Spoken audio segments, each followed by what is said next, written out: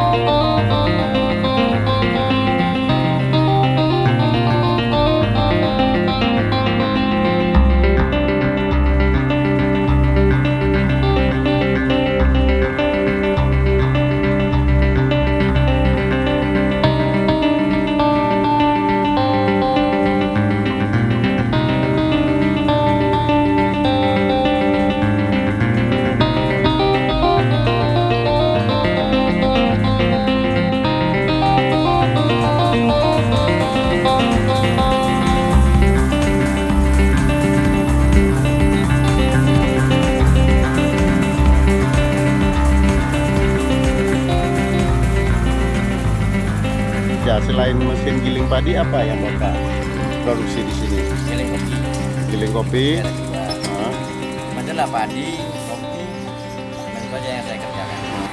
Kalau yang untuk padi ini sampai berapa Pak harga per unitnya? Kalau yang pakai kewa ada 55. 55. Kalau yang nggak pakai kewa, yang kewa pakai polis aja pakai lampu 36. Kalau yang nggak pakai lampu 33.